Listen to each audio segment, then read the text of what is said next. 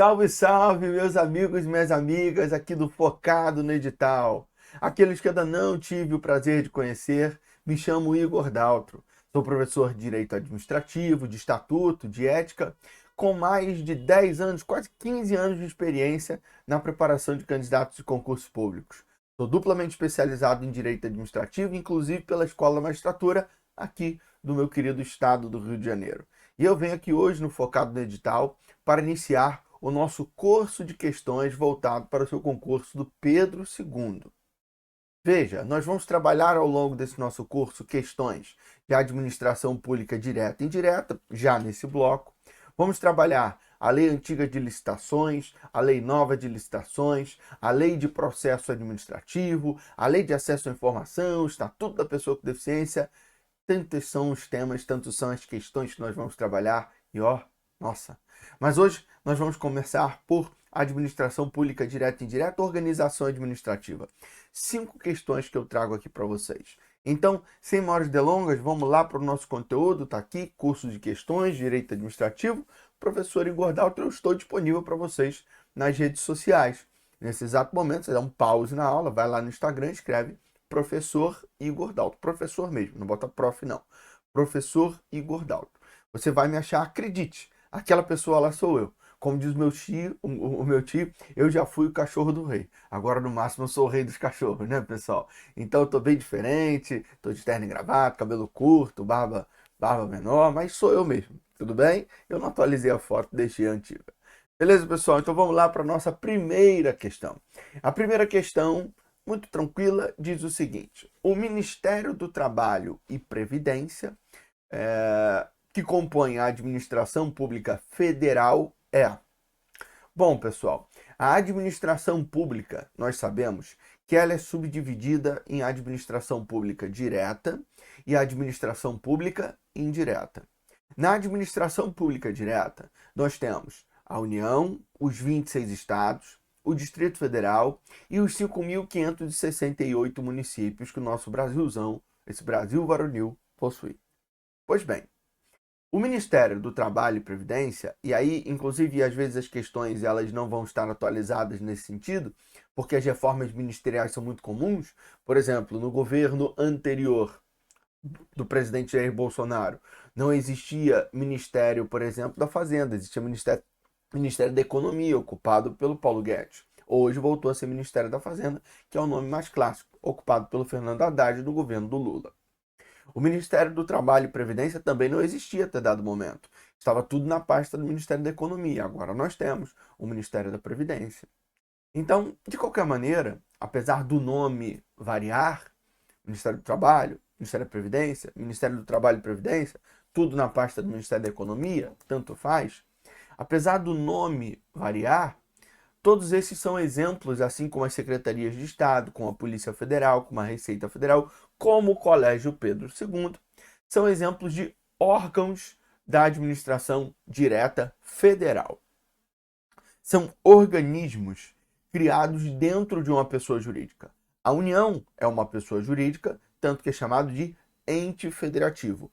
Ente ou entidade significa pessoa jurídica. Ente ou entidade significa pessoa jurídica. E a União é uma pessoa jurídica. Uma pessoa, para ter o seu funcionamento adequado, pensa em mim, pensa em você que está assistindo essa videoaula, ela precisa ter organismos, cada um com a sua função, para que ela funcione bem. Então, nós não temos o coração, o estômago, o fígado, nós temos os rins. Cada um tem a sua função, para que você, como pessoa, funcione, atue bem. Logo, a administração pública direta funciona da mesma maneira. Você tem uma pessoa jurídica que se organizou internamente para prestar aqueles serviços e empenhar aquelas atividades. Beleza? Então, os ministérios e secretarias são órgãos da administração pública direta.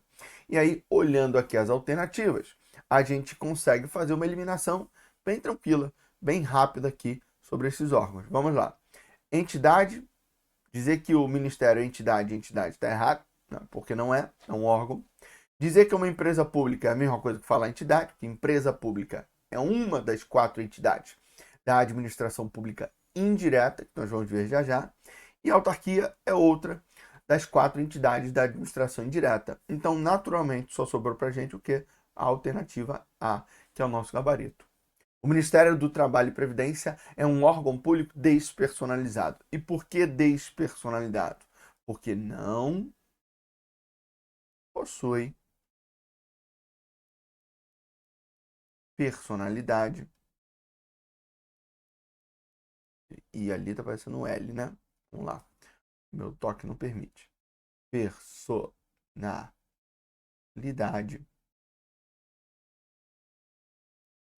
jurídica. Tá certo? Não possui personalidade jurídica. O que é isso? O órgão é uma parte integrante de uma pessoa, que é fruto, inclusive, de desconcentração. A gente vai ver numa questão mais à frente. Beleza? Mas a principal informação que você tem que levar para sua prova sobre o órgão público é: órgão público ele é uma parte integrante de uma pessoa jurídica, portanto, não tem personalidade jurídica, é fruto de uma desconcentração e a sua relação entre agente, órgão e pessoa jurídica é explicada a partir da teoria do órgão, a teoria da imputação volitiva, ou seja, a imputação de vontade. A vontade de um agente não é dele, é na verdade a vontade do Estado. Então, um agente público, quando atua, na verdade é um órgão atuando. Mas o órgão, como não tem personalidade jurídica, não é uma pessoa, a atuação do órgão é, na verdade, da pessoa. Então, você, no Pedro II, não está praticando um ato em seu nome. Não, está praticando um ato em nome do Pedro II. Mas o Pedro II, como não tem personalidade jurídica, também não pratica atos em seu nome, porque ele não é uma pessoa. Então, na verdade, todos os seus atos do Colégio Pedro II são atos da União.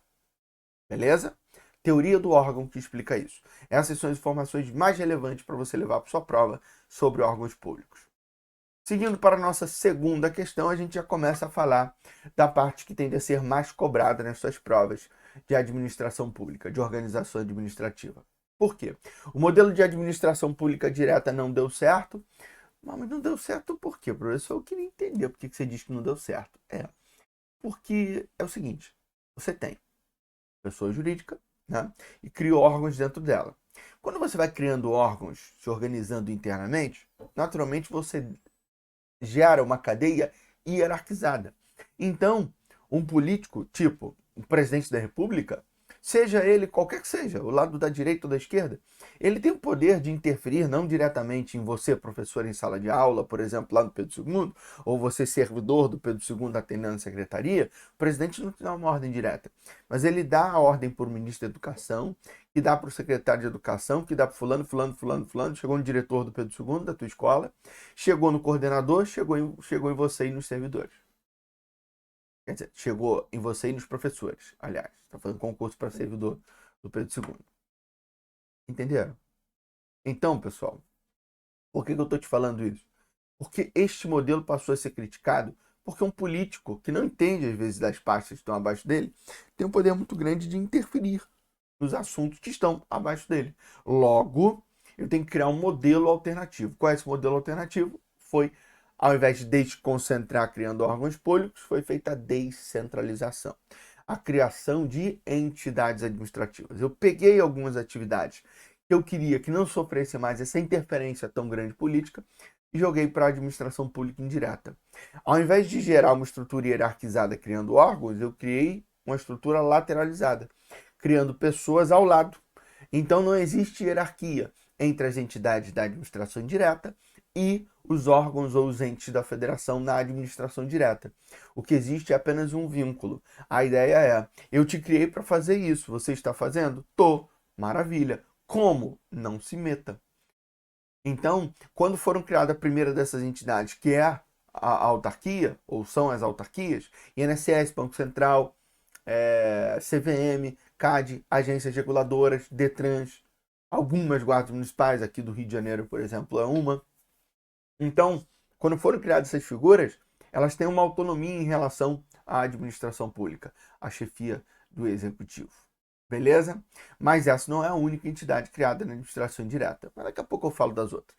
Vamos ler aqui a questão? A questão diz o seguinte: serviço autônomo instituído por lei, com personalidade administrativa de direito público interno. Já dá para matar a questão, tá? Isso é a definição de autarquia. Por quê? Olha o nome, autarquia, poder próprio, ou seja, serviço autônomo. Já é a primeira expressão que eu quero que você leve para sua prova. Por que que você tem que levar essa expressão?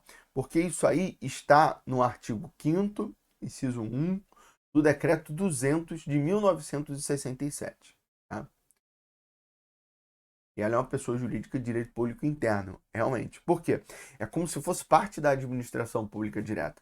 Desempenha as atividades, é a entidade da administração direta que desempenha a atividade mais próxima da administração direta. São atividades típicas e exclusivas de Estado. É só você pegar os exemplos. A autarquia, ela é um Estado que fiscaliza, ela é um Estado que dá porrada, que sanciona, que regula mercado. Então, é uma atividade muito com cara de Estado. Por isso que é tido como pessoa de direito público interno. Mas aí a gente continua. E repito, hein? Dever de casa. Pode ser agora. Dá um pause na videoaula e vá lá no Decreto-Lei 200 de 1967 e leia as definições de autarquias, empresas públicas, sociedades de economia mista e fundações públicas no artigo 5º, respectivamente nos incisos 1 ao 4. Continuando.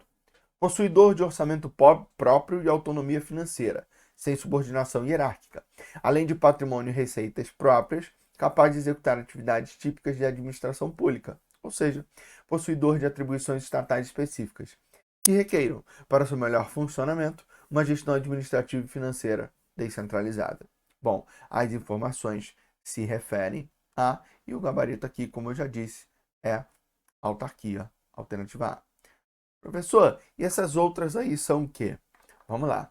Depois que o modelo de autarquia deu certo inicialmente, bolou-se outras ideias. Por exemplo, as fundações públicas. As fundações públicas desempenham atividades que o Estado tem que desempenhar, que a gente chama como atividades típicas de Estado. Mas as fundações públicas desempenham atividade típica de Estado voltada para o lado social. Tanto que tem gente na iniciativa privada ganhando dinheiro com isso, mas o Estado faz gratuitamente. FUNAI, Fundação Nacional de Apoio ao Índio, assistencialismo a determinada classe. Fiocruz, Fundação Oswaldo Cruz, Desenvolvimento Médico Hospitalar, Saúde. IBGE, Instituto Brasileiro de Geografia e Estatística. Nós estamos falando aí, nesse caso, de alguém que trabalha com pesquisa, com estatística. Tem gente na iniciativa privada concorrendo com todos esses. Tem assistencialismo privado, tem desenvolvimento de vacinas na iniciativa privada, Pfizer, AstraZeneca, vimos isso no período da pandemia. E temos, evidentemente, gente que trabalha com estatística também na iniciativa privada e ganha dinheiro, como, por exemplo, o Datafolha. E, historicamente, sempre tivemos o famoso Ibope. Tudo bem? Então, esse é o lado da fundação pública. O modelo de autonomia não está na administração direta, mas desempenha uma atividade mais social. E as empresas públicas de sociedade de economia mista já são voltadas para o modelo do Estado empresarial. Um Estado que toca as suas empresas. Tá certo? Ele virou empresário. Ele decidiu desempenhar uma atividade econômica. Ele até pode prestar serviço público, mas a regra é que ele desempenhe atividade econômica. Todos os detalhes sobre isso, de maneira não pontual nas questões, você vê no nosso curso teórico, tá? Nas nossas apostilas. Se você não adquiriu, fica aí a dica. Vamos agora para a terceira questão, que fala sobre a criação dessas entidades da administração indireta.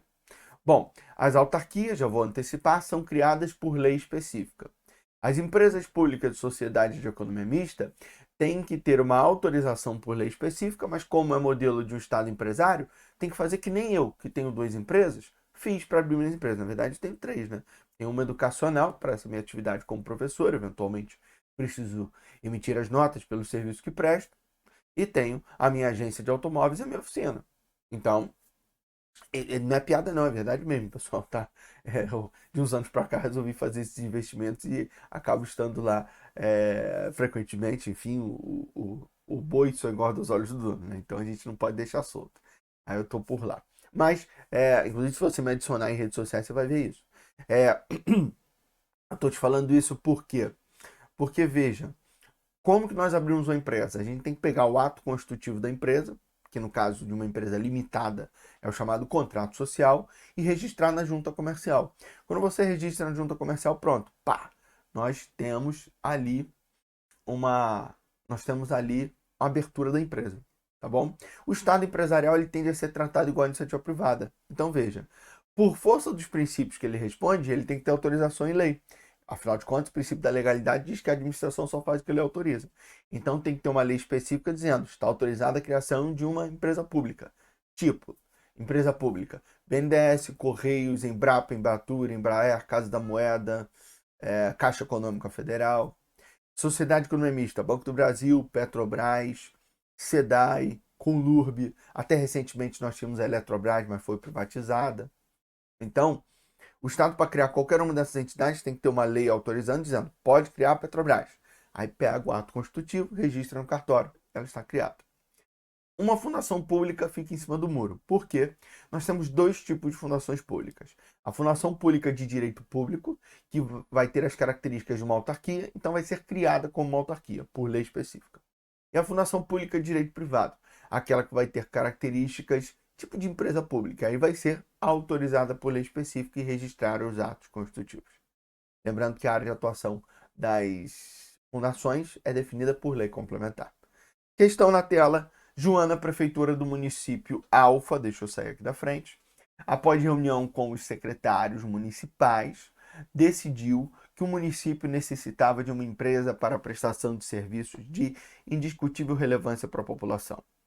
Ao consultar a Procuradoria-Geral do município a respeito da forma de se criar uma empresa pública, mais especificamente sobre ser necessária ou não a edição de lei, foi-lhe corretamente informado que a criação é feita por lei específica? Não é criação, é autorização. Então, não.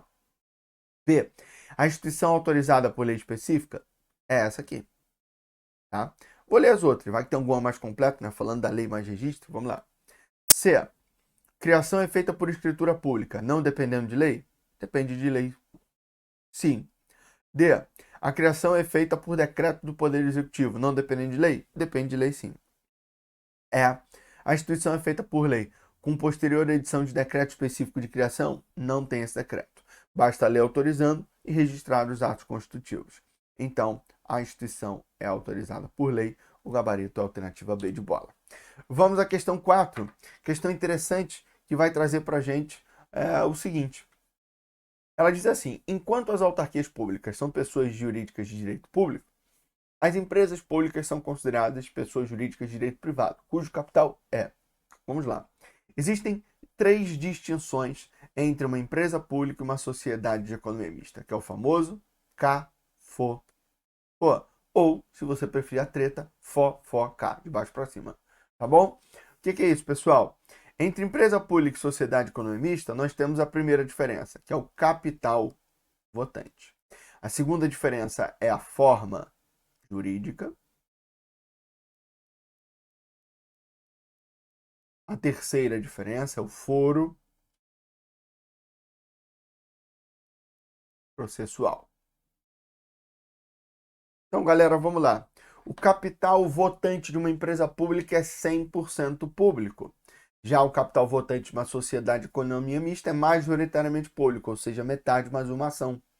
E o poder público vai ter 50% das ações mais uma, ou seja, ele vai ser majoritário. Então tá aí a primeira diferença, o capital votante. Isso já responde a questão, né? A questão diz aqui, ó. Falando de empresa pública, diz cujo capital social é 100% público. É o gabarito. Mas vamos à segunda distinção. Forma jurídica. Uma empresa pública pode adotar qualquer forma jurídica. Limitada, SA, tanto faz. Já uma sociedade econômica mista tem que ser SA. Sociedade anônima ou sociedade por ações são termos sinônimos. E por último, o foro processual. Esse ponto de distinção entre elas só existe se forem federais. Empresa pública federal tem os seus litígios dirimidos na Justiça Federal, ou seja, as suas ações judiciais que ela propõe ou é proposta em face dela são julgadas pela Justiça Federal. Então, para processar a Caixa Econômica, a Justiça Federal. Agora, vai processar o Banco do Brasil, que é uma sociedade de economia mista federal, aí já é na Justiça Estadual. Lembrando que se for empresa pública e sociedade econômica mista estadual, aí já não tem mais essa diferença, porque as duas vão para a Justiça Estadual. Agora, se forem federais, vão para a Justiça Federal e Estadual, respectivamente, empresa pública e sociedade econômica mista. Lembrando que tem a súmula do STF, que diz que se a União atuar no processo que envolver a sociedade econômica mista, como interessada ou opoente no processo, aí puxa para a Justiça Federal em razão da participação da União. Beleza, pessoal? Por último, agora, para a gente fechar o nosso primeiro bloco, Determinado serviço público municipal é exercido por um órgão de uma entidade da administração indireta, configurando-se como exemplo de, pô, muito maneira essa questão. Você já aprendeu comigo que descentralização é quando o poder público joga para o lado, né? Então eu tenho 3 tipos de descentralização. A descentralização por outorga ou por serviços, que é a criação das entidades da administração indireta. A descentralização territorial e geográfica, que é a criação dos territórios federais, que hoje não existe mais exemplo vivo, mas o Acre é no território federal, o Amapá também viraram estado.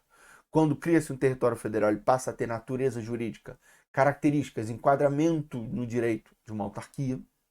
E temos ainda a descentralização por colaboração ou por delegação, que é quando o poder público delega um serviço à iniciativa privada. Então, o que acontece com as empresas de telefonia, de ônibus, de trem, de metrô, das rodovias pedagiadas e por aí vai. O poder público faz concessão, permissão ou autorização de serviço público. Essa é a descentralização por delegação, por colaboração. Diferença essencial entre as duas primeiras e essa. As duas primeiras, há a transferência de titularidade do serviço, no caso especialmente da descentralização por outorgas ou por serviço. Já no caso da descentralização por colaboração ou delegação, só se transfere a execução e não a titularidade. Agora, qual é a diferença de descentralizar para desconcentrar? Galera, de maneira bem clara e objetiva. A desconcentração, vou até anotar aqui, ó, a desconcentração se difere da descentralização, porque a desconcentração, olha a letrinha ali, ó, gera a criação de órgãos. A descentralização gera a criação de entidades. Ok? Então, a desconcentração gera a criação de órgãos, a descentralização gera a criação de entidades. A desconcentração cria um órgão dentro da pessoa jurídica, então uma atividade interna. A descentralização cria uma entidade ou delega um serviço à iniciativa privada entre pessoas, então é externo, porque uma pessoa não está dentro da outra. A desconcentração, ela gera uma hierarquia. A descentralização gera apenas um vínculo. Beleza? Agora, o que muita gente não raciocina é o seguinte. Depois que eu descentralizo, tipo, criando a UFRJ, dentro da UFRJ não tem a reitoria, não tem a coordenação dos cursos, não tem o centro pedagógico. Pois é. O que é isso dentro da UFRJ?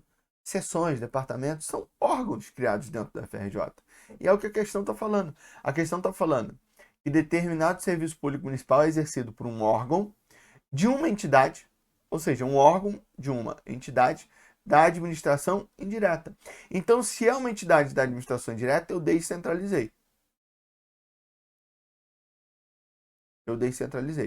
E aí eu criei dentro dessa entidade descentralizada um órgão, então eu desconcentrei. Então você vai ter que procurar alguma alternativa aí que fala dos dois, né? Aí, ó, centralização não pode ser, alternativa A, nem a E, porque houve uma descentralização. Então, só pode ser B, C ou D. Bom, essa questão é sensacional. Descentralização concentrada na B e descentralização concentrada na D. Pô, cara, então só pode ser a C. Por quê? Se for B ou D, tem que anular. Tem duas alternativas iguais. E o gabarito é C de casa. Descentralização desconcentrada. Eu descentralizei e criei no meu exemplo a FRJ. E dentro da FRJ, desconcentrei criando órgãos dentro dela. Então, uma descentralização e uma desconcentração ao mesmo tempo. E aí o gabarito fica sendo a alternativa C. Beleza, pessoal? Clica aí embaixo que na sequência eu volto para a gente continuar o nosso curso de questões do Colégio Pedro II. Até já!